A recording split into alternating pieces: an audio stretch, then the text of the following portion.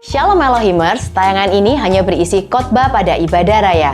Segmen lain dalam ibadah raya tidak termasuk dalam tayangan ini.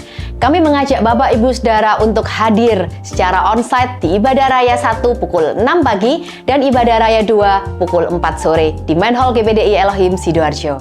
Mari kita masuk dalam firman Allah pagi hari ini dari Kejadian pasal 45. Surah Kejadian pasal 45, saya memberikan judul khotbah adalah ada 4 cara yang Tuhan pakai untuk memprovide, mencukupkan kebutuhan saya dan saudara pagi hari ini. Berapa banyak dari saudara percaya bahwa Tuhan adalah penyedia yang besar? Angkat tangan saudara. Dia penyedia buat kita, ya. Dan kalau saudara pelajari perjanjian lama, pola dalam perjanjian lama menunjukkan kepada kita bagaimana Tuhan berurusan dengan umatnya, umat Israel. Dan kitab suci mengatakan bahwa semua perkara yang terjadi di perjanjian lama dalam kehidupan bangsa Israel itu menjadi contoh, menjadi pelajaran buat kita Israel rohani, ya. Jadi cara Tuhan memperlakukan Israel jasmani adalah pola yang sama seperti yang dia juga mau lakukan dalam kita sekarang di era perjanjian baru, Israel secara rohani, Israel spiritual. Dan saudara, tadi saya katakan 4 hal di dalam firman Allah yang saya tahu sejauh ini yang akan saya sampaikan.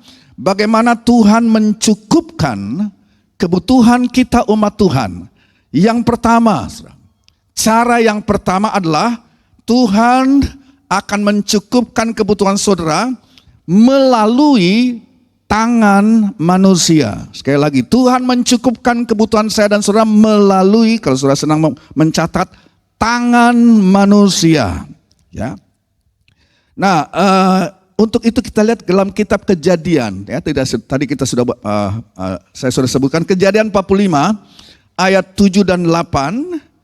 Nah, ini adalah ucapan daripada Yusuf kepada saudara-saudaranya yang notabene sudah mengkhianati dia, yang sudah menyakiti dia. Ya, dan sekarang saudara-saudara Yusuf ini sedang kelaparan. Dan mereka datang ke Mesir untuk dipelihara, untuk mendapat makanan.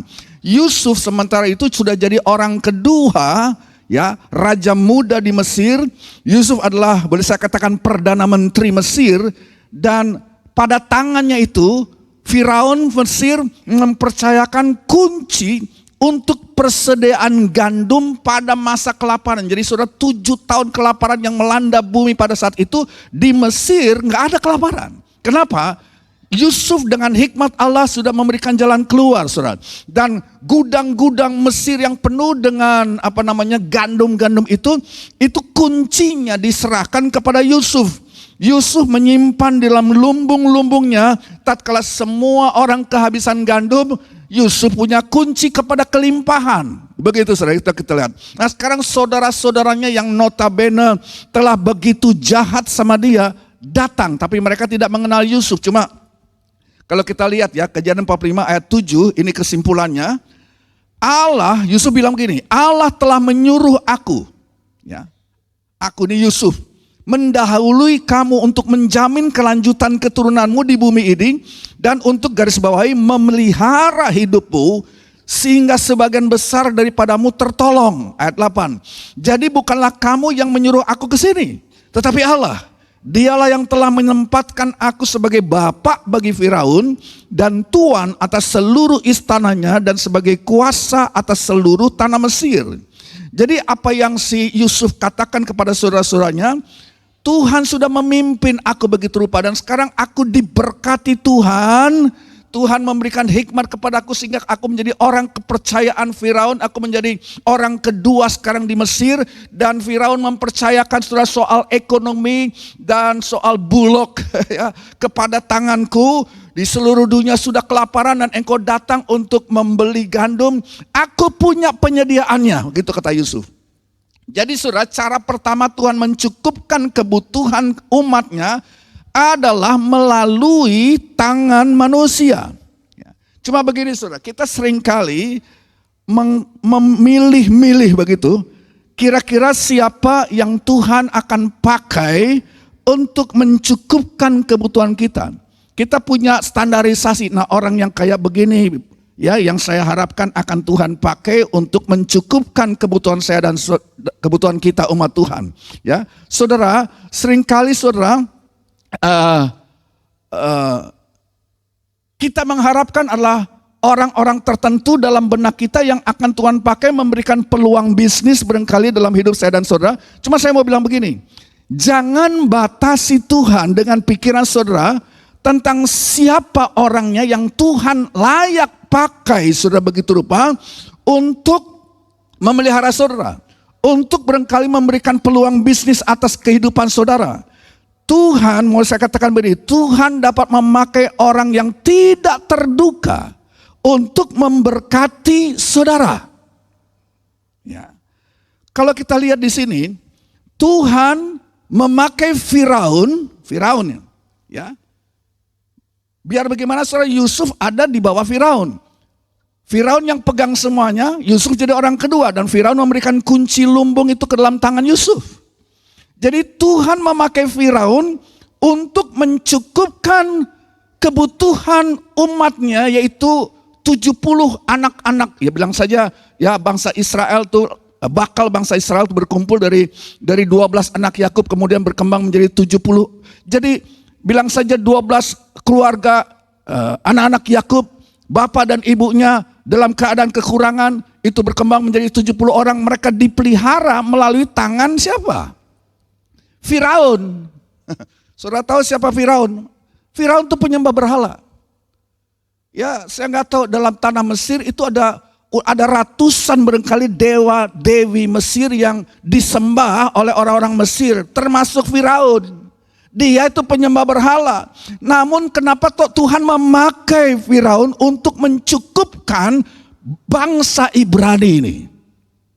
Saudara.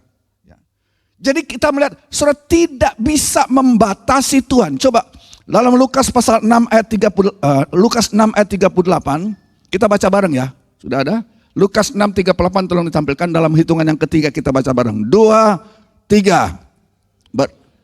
Dan kamu akan diberi suatu takaran yang baik, yang didapat, yang digoncang dan yang tumpah keluar akan dicurahkan ke dalam ribaanmu. Sebab ukuran yang kamu pakai untuk mengukur akan diukurkan kepadamu. Saya tertarik dengan bagian terakhir, dikatakan yang dipadatkan, yang digoncang dan yang tumpah keluar akan dicurahkan ke dalam ribaanmu. Ini bahasa Indonesia kurang, sebab dalam bahasa Inggris akan dicurahkan itu oleh siapa ada. Akan dicurahkan oleh man, dikatakan. Cuma sayangnya di bahasa Indonesia kok nggak ada. Coba dikatakan dicurahkan ke dalam ribaanmu. Dicurahkan siapa? Bahasa Inggris pakai istilah bukan M-A-N, man itu satu orang, tapi men. Orang-orang gitu loh. Itu yang kurang dalam terjemahan kita. Jadi perhatikan bahwa yang ada orang-orang ya, ada boleh saya katakan bukan satu orang, tapi berbagai macam pria, berbagai macam wanita barangkali yang akan Tuhan bangkitkan untuk mencukupkan kebutuhan umat Tuhan. Saudara, dalam kasus Nabi Elia umpamanya, Tuhan bisa pakai burung gagak untuk memberi makan Nabi Elia. Kalau saudara pikir burung gagak itu, burung gagak namanya juga burung, namanya binatang, yang dia pikirin adalah bagaimana dapat makan untuk dirinya sendiri, ya kan? Ya, dia cari makan untuk kasih makan dirinya sendiri, atau dia cari makan untuk kasih makan mungkin anak-anaknya, saudara. Enggak pernah burung gagak ambil sesuatu lantas bawa kasih kepada manusia, itu enggak pernah ada. Jadi Tuhan di sini mengubah sifat burung gagak itu rakus, saudara. Dia makan untuk dirinya sendiri. Tapi di sini Tuhan merubah natur dan sifat daripada burung itu, sehingga burung itu membawa makanan bagi seorang nabi yang perlu dipelihara oleh Tuhan pada masa kelaparan 3,5 tahun tidak turun hujan di Israel pada zaman itu, Nabi Elia. Ya, saudara, Tuhan tahu bagaimana menjaga hidup saudara. Dia tidak akan membiarkan saudara begini, saudara. Dia tidak akan membiarkan saudara tergantung juga kepada satu orang terlalu lama. Perhatikan ini, saudara. Ya, kalau saudara mulai menggantungkan diri saudara kepada satu orang, saudara bergantung terus kepada orang itu, ya, jangan-jangan saudara, itu bukan kehendak Tuhan. Sebab Tuhan tidak mau saudara, saudara menggantungkan diri dan tergantung kepada satu orang terlalu lama begitu rupa. Artinya saudara menggantungkan diri dan berharap serta beriman kepada orang itu, kepada oknum itu. Itu berarti saudara, kalau saudara lakukan itu, saudara sedang mengambil alih berkat dari tangan Tuhan sumbernya. Kenapa? Karena orang itu bukanlah sumber saudara. Saya garis bawahi. Orang, man atau men tadi bukan sumber saudara. Orang hanyalah saluran sementara yang Tuhan pakai. Tapi dia bukan sumber. Yang sumber adalah siapa? Tuhan sumber saudara. Jadi kalau satu saat ada orang yang tadinya mensupport saudara tiba-tiba pergi dari hidupmu, ya jangan bingung. Sebab bukan dia penentu kok. Dia hanya alat yang Tuhan pakai saudara. Dia bukan sumber, Tuhan adalah sumber. Jadi kalau satu saat saudara bisnis saudara barangkali yang saudara banggakan, yang saudara andalkan karena saudara berbisnis dengan seorang tertentu, tiba-tiba orang itu kabur entah bagaimana meninggalkan saudara dan bisnis itu gagal, jangan panik saya katakan. Tuhan punya banyak cara dan Tuhan punya banyak orang yang dia bisa pakai untuk memberkati saudara. Tapi jangan menggantungkan saudara fokus kepada satu orang itu untuk memelihara kehidupan saudara. Jadi mulailah mengklaim, saudara pada pagi hari mulailah mengklaim janji Tuhan bahwa Tuhan akan mencukupkan kebutuhan saya melalui tangan. Bukan cuma satu manusia. Bukan men, tapi men. Tangan manusia-manusia. Ya.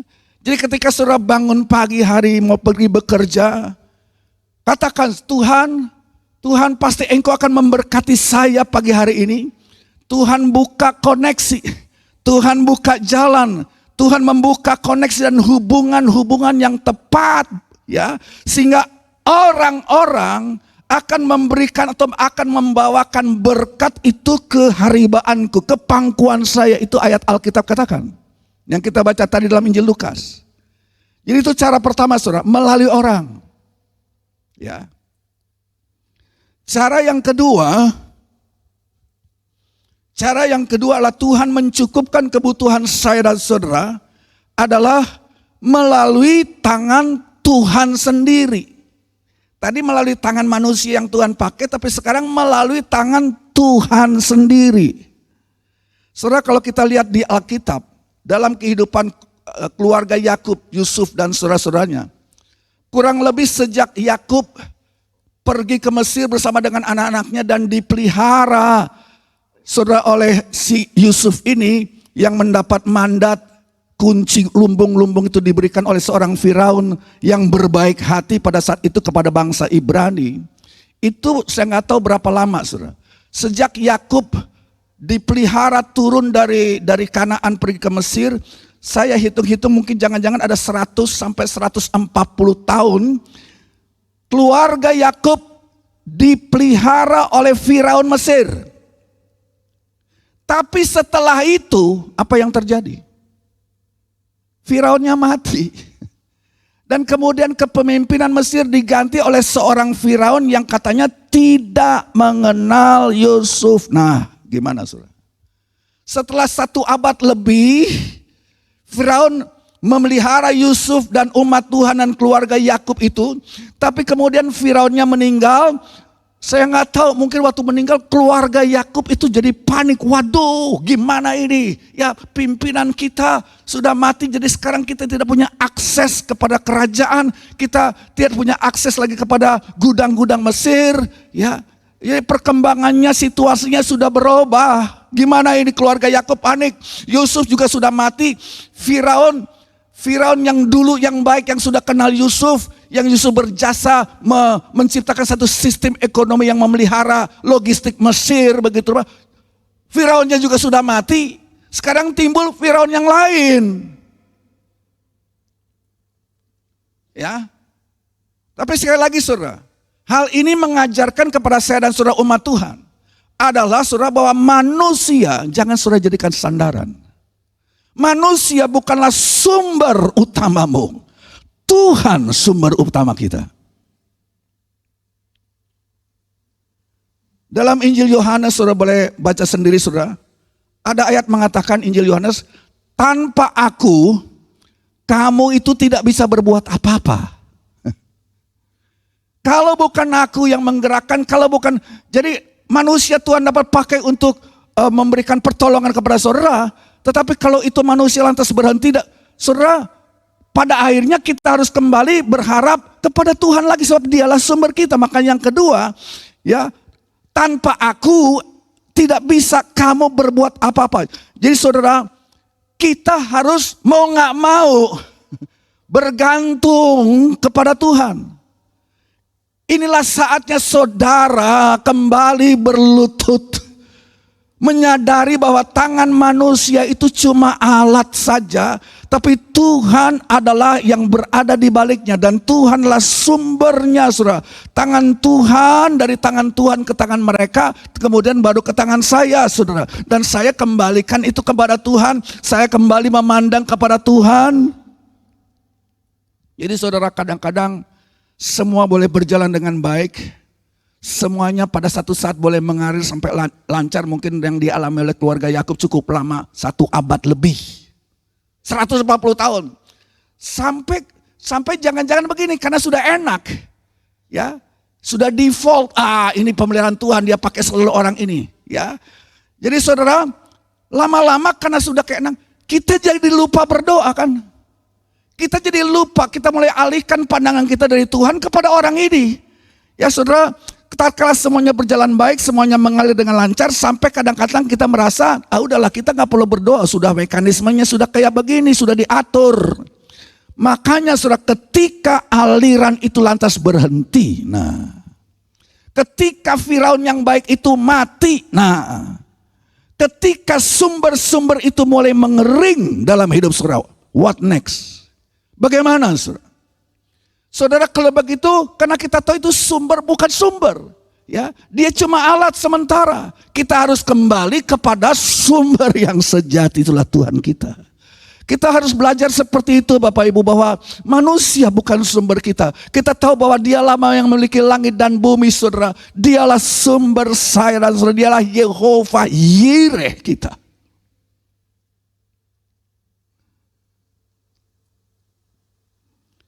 Kembali lagi kepada pengalaman Nabi Elia. Ya, dalam masa kelaparan 3,5 tahun sudah di Israel, Elia itu mendapat makanan 2 kali sehari, katanya dikirim oleh burung gagak, tadi kita sudah lihat. Ya, dan untuk minumnya dia ada di Sungai Kerit. Gak tahu berapa lama Sungai Kerit mengalirkan air terus buat Elia. Burung gagak bawa makanan terus buat Elia. Sampai kalau kita lihat 1 Raja-Raja 17 ayat 7. Baca saudara. 1 Raja 17 ayat 7 katakan, tetapi sesudah beberapa waktu, gak tahu berapa lama, sungai itu menjadi kering. Nah, sungai yang memelihara Elia, kasih minum sama Elia, menjadi kering juga. Mungkin burung gagak udah gak datang lagi saudara. Bagaimana?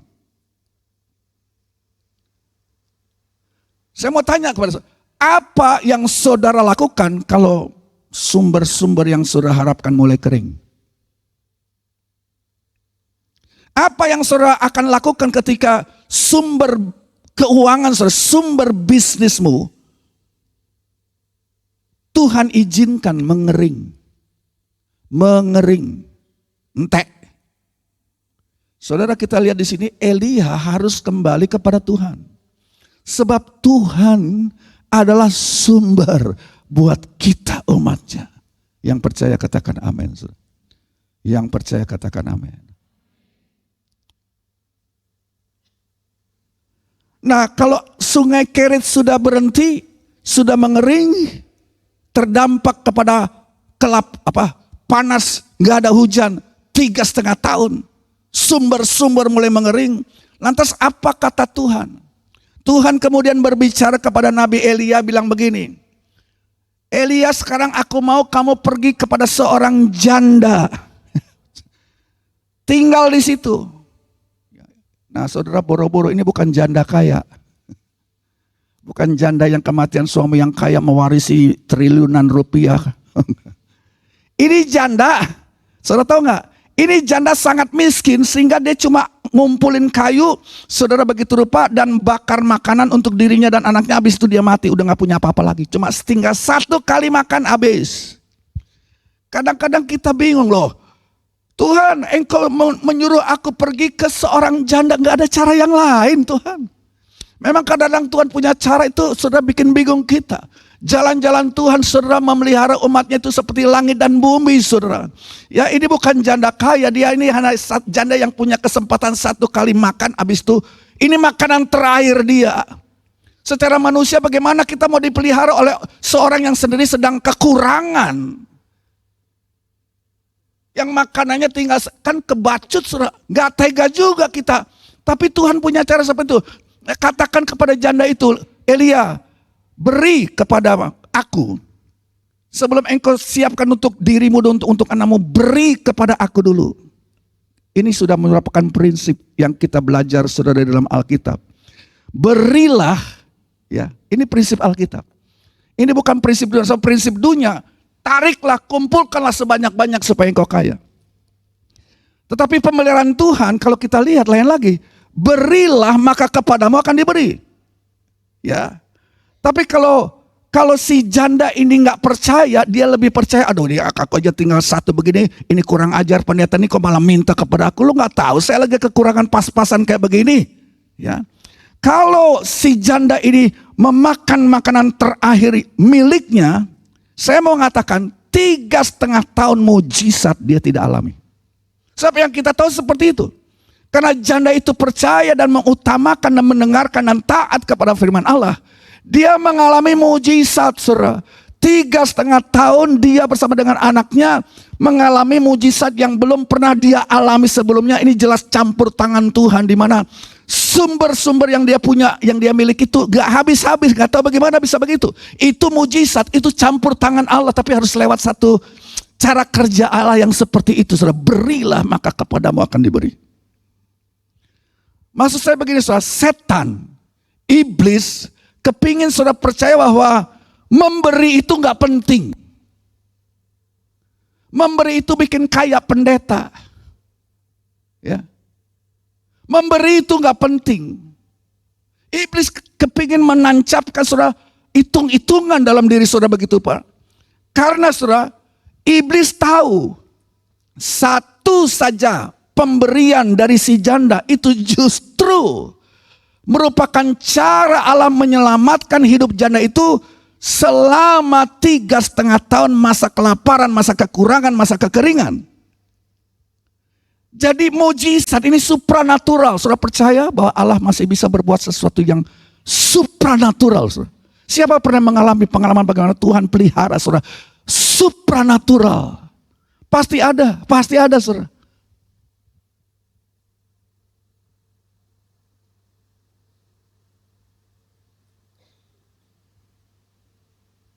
Keluaran pasal 16, ya.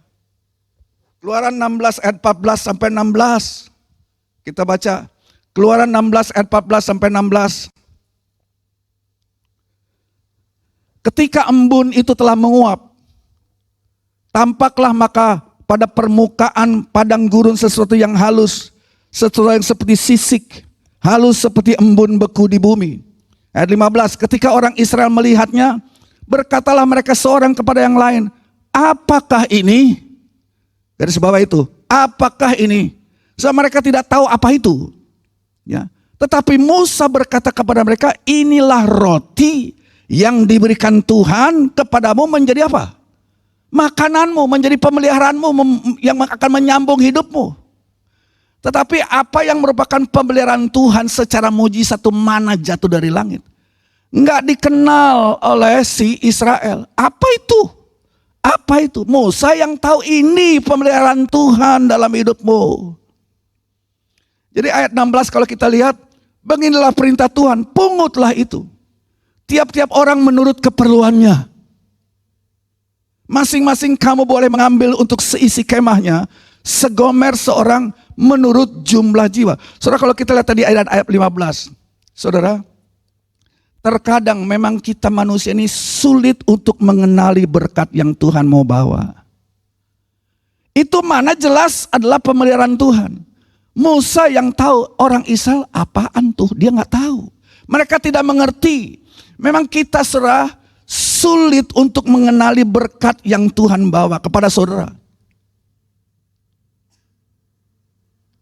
Seringkali kita berjalan dalam cara pandang dan cara pikir yang kedagingan sehingga kita nggak bisa melihat atau sukar melihat, sukar mengerti bagaimana mujizat Tuhan ini sedang Tuhan mau kerjakan. Itu sebabnya Tuhan seringkali mau mempersiapkan hidup kita begitu rupa sehingga kita bisa melihat cara Tuhan secara mujizat yang membuka mata kita untuk mengakui betul ini pemeliharaan Tuhan, ini mujizat. Tapi saudara, pada awalnya kita nggak ngerti. Tuhan harus bekerja begitu rupa saudara, ya, dalam hati kita, dalam hidup kita, ya, untuk mengembalikan kita kepada posisi yang tepat, posisi yang benar, untuk mempersiapkan kita menerima mujizat yang baru. Sebab tadinya kita nggak kenal. Bangsa Israel tidak kenal. Tapi Musa tahu. Beda Musa sama Israel. Nah, yang kedua kita lihat dalam ayat 16, perhatikan juga bahwa Tuhan tidak memberi semua orang dalam jumlah yang sama. Tapi sesuai dengan kebutuhan. Perhatikan itu. Kalau saudara membaca kisah tersebut dalam yang kita baca Ulangan 16 ayat 15-16. Tuhan tidak memberi semua orang dalam jumlah yang sama. Ya, jadi kalau bilang saja dalam satu kemah itu ada 2 orang, maka Tuhan memberi segomer atau satu ukuran begitu, satu takaran mana. Tapi kalau dalam satu keluarga bilang saja ada 6 orang, maka Tuhan memberi 3 kali lipat sesuai berdasarkan jumlah orang dalam rumah tanggamu. Itu Tuhan memelihara seperti itu. Mujizatnya terjadi seperti itu. Filipi 4 ayat 19. Ini ayat di perjanjian baru. Paulus bilang begini. Filipi 4:19. Allahku akan memenuhi segala keperluanmu. Apa saudara? Menurut kekayaan dan kemuliaannya dalam Yesus. Saudara percaya ayat ini? Bahwa Allahku, cuma ya kita baca cuma ayat ini, kita senang, kita pegang. Tapi kenapa Paulus bisa berkata begitu? Allahku akan memenuhi segala keperluanmu menurut kekayaan kemuliaan. Kenapa Paulus ngomong begitu? Kan ada ceritanya, saudara. Jangan cuma baca Filipi 4 ayat 19. Lihat konteks.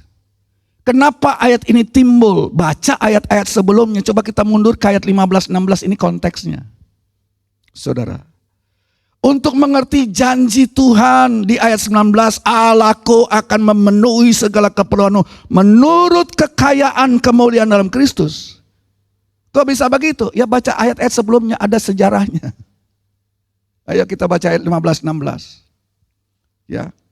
Rasul Paulus berkata begini. Kamu, sidang jemaat Filipi maksudnya.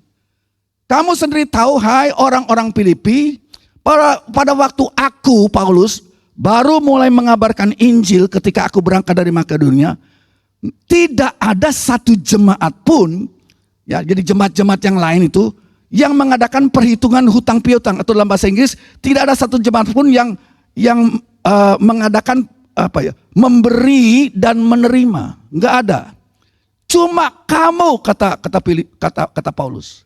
Jemaat-jemaat lain waktu aku mengerjakan pekerjaan Tuhan, enggak ada yang mau tahu. Yang enggak ada yang mengadakan perhitungan memberi dan menerima. Lah ya cuma kamu saja jemaat Filipi. Ayat 16 katakan, karena di Tesalonika, ini kesaksian Paulus, kamu telah 2 kali mengirimkan bantuan kepadaku. Nah, Oleh sebab itu, dengan urapan Allah, dengan otoritas Allah, timbullah Paulus kata ayat 19.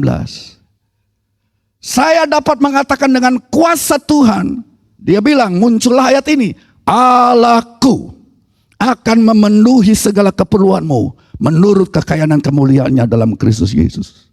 Berikan kemuliaan bagi. Jadi ada caranya, saudara. Nggak langsung Allah, nggak, ada caranya. Berilah maka kepadamu akan diberi. Berilah di tempat yang subur, saudara. Taburlah di tempat yang subur itu. Itu cara yang kedua. Cara ketiga dengan cepat. Cara yang ketiga, Tuhan mencukupkan kebutuhan saudara. Ya. Nah ini harus kita lakukan juga. Tuhan mencukupkan kebutuhan saudara dan saudara melalui tangan saudara sendiri. Melalui tangan saudara sendiri. Ada satu kisah di kitab Yosua. Kitab Yosua pasal 5 ayat 12. Boleh ditampilkan. Yosua 5 ayat 12. Kita baca. Lalu berhentilah mana itu. Mananya berhenti. Pada keesokan harinya setelah mereka makan hasil negeri itu atau hasil tanah Kanaan. Jadi orang Israel tidak beroleh mana lagi. Ya. Tetapi dalam tahun itu mereka makan yang dihasilkan tanah Kanaan. Jadi perhatikan saudara, selama 40 tahun pengembaraan mereka keluar dari Mesir menuju tanah Kanaan, 40 tahun tepatnya 38 tahun berapa bulan begitu. Tuhan pelihara mereka dengan cara mujizat. Ya, mereka makan 3 kali sehari dari mana sorgawi. Alkitab katakan itu dari roti malaikat katanya. Roti sorga atau the angels food. Makanan malaikat, bayangkan saudara. Tuhan pelihara mereka 40 tahun. Tapi sekarang waktu mereka masuk tanah Kanaan, mana stop. Tuhan sedang mau membawa bangsa Israel kepada tingkat kedewasaan, tingkat iman selanjutnya, di mana sekarang mereka harus mengolah tanah itu. Jadi begini saudara, ada saatnya Tuhan mencukupkan kebutuhan saudara. Yang pertama, melalui manusia, oke. Kadang juga Tuhan mencukupkan kebutuhan saudara secara supranatural.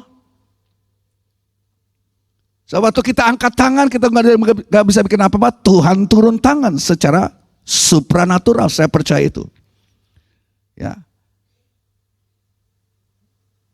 Cara Tuhan memelihara yang tidak masuk akal, ya, supranatural.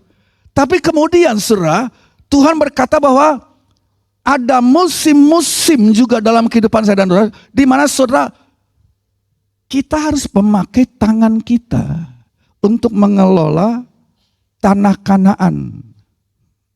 Sebab mana mujizat itu berhenti. Artinya apa saudara? Mana berhenti. Bangsa Israel di tanah Kanaan sekarang harus bekerja. Jangan malas. Bekerja keras, jangan leha-leha, saudara. Halo. Betul saudara? Sebab Tuhan memberkati, Tuhan senang dengan orang yang rajin loh saudara. Saudara dan saya harus keluar dan bekerja, menabur dan menuai di tanah yang diberkati, tanah Kanaan. Saudara harus bangun dan bekerja. Dan Tuhan katakan, aku akan memakai tanganmu sendiri. Aku akan memberkati apa yang kau kerjakan, ini tanah berkat. Saudara, jadi saudara-saudara tidak bisa santai. Oh, 40 tahun kita dipelihara oleh Tuhan kok. Ya, Tuhan yang melakukan segalanya buat kita. Oke, itu di padang belantara. Sekarang musimnya kan sudah berbeda. Sekarang Tuhan berkata, aku tidak akan melakukan itu lagi untukmu. Aku mau sekarang engkau kerja. Engkau bekerja. Orang yang tidak bekerja nggak makan katanya. Itu surat Tesalonika. Bekerjalah. Jangan cuma duduk-duduk.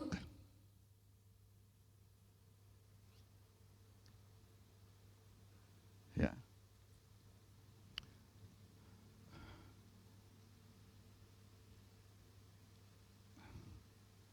Apa yang dapat dikerjakan oleh tangan saudara sekarang ini? Mulai kerjakan saja. Waktu kita bekerja, dan saudara ada di tempat berkat tanah kanan itu. Dan lihatlah tanah kanan akan menghasilkan buah-buahnya. Tapi kalau didiamin aja, ya nggak ada apa-apa.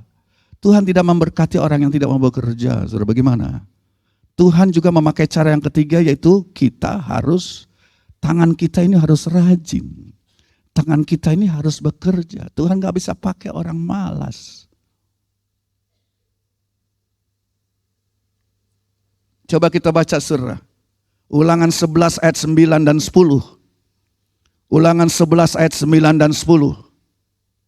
Dan supaya lanjut umurmu di tanah yang dijanjikan Tuhan dengan sumpah kepada nenek moyangmu untuk memberikannya kepada mereka dan kepada keturunannya suatu negeri, garis bawahi, berlimpah-limpah, atau bahasa Inggris pakai istilah flow, mengalir dengan susu dan madunya.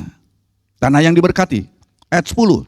Sebab negeri kemana engkau masuk untuk mendudukinya bukanlah negeri seperti tanah Mesir dari mana kamu keluar, yang setelah ditabur dengan benih harus kau airi dengan jerih payah seakan-akan kebun sayur.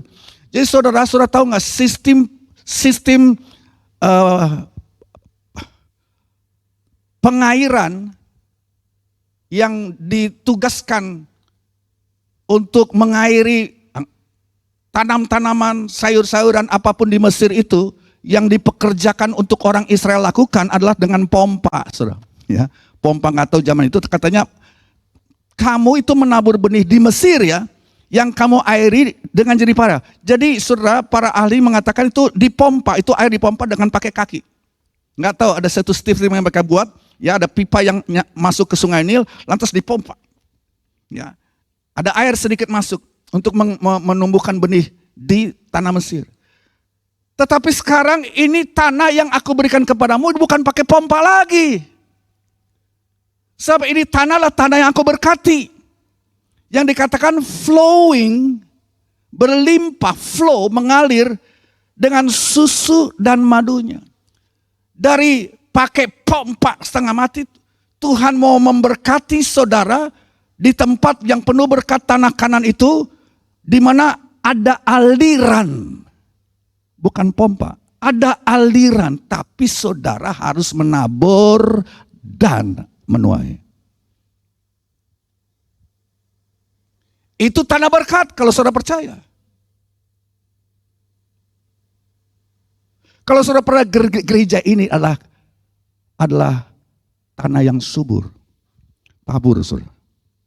Dan berkat itu akan mengalir dalam hidupmu.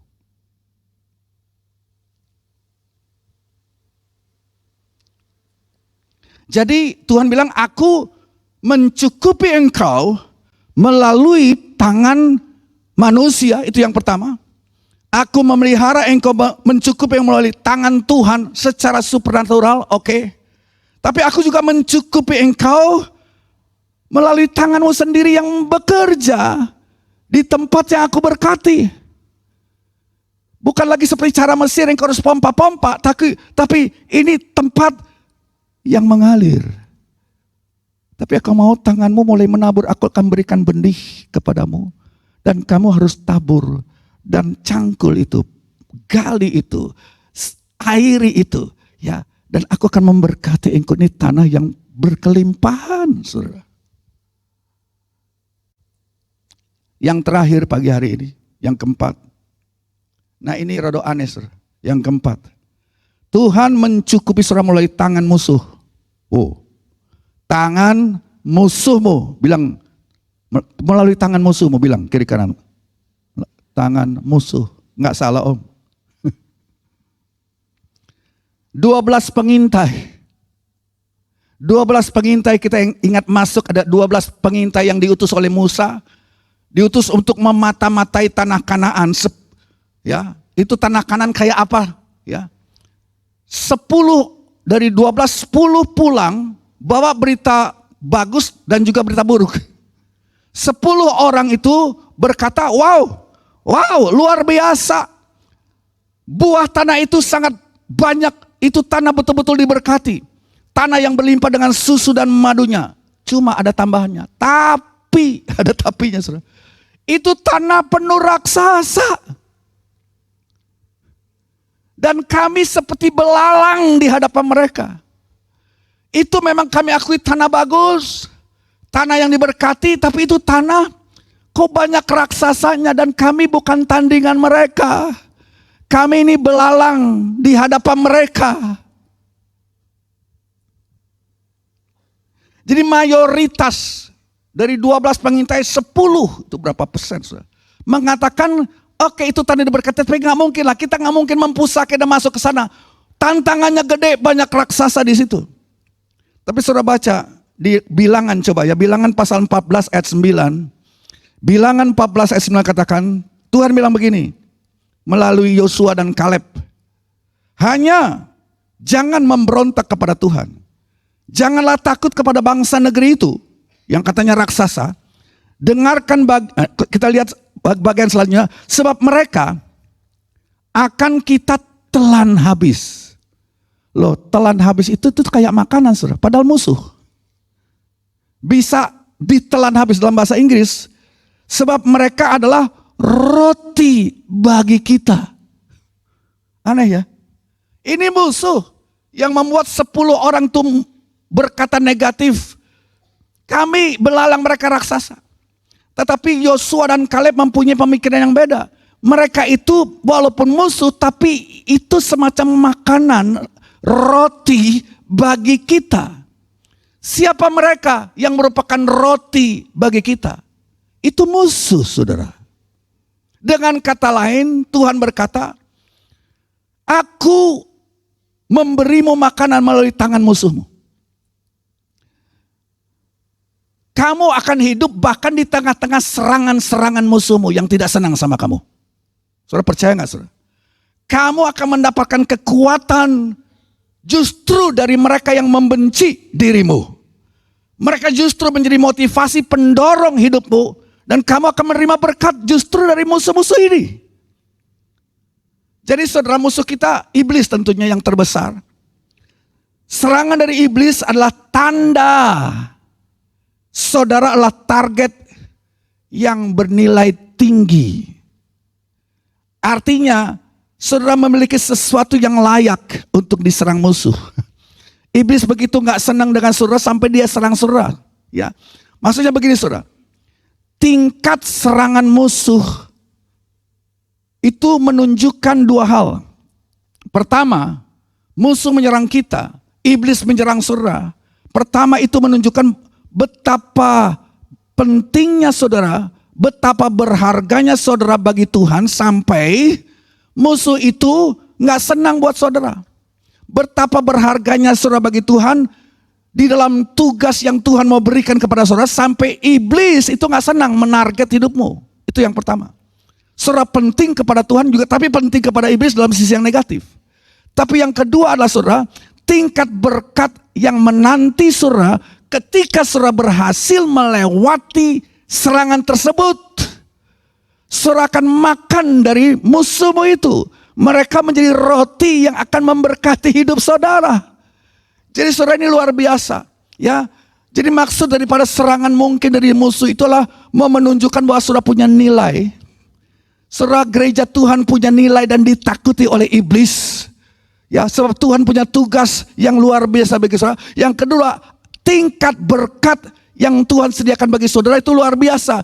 Bahkan musuhmu itu justru menjadi pendorong bagi berkat Tuhan mengalir melalui tangan musuh yang menakuti saudara.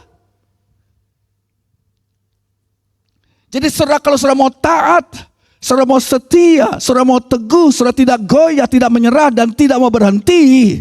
Walaupun musuh di depan saudara menantang saudara, Tuhan memakai itu untuk memberkati saudara.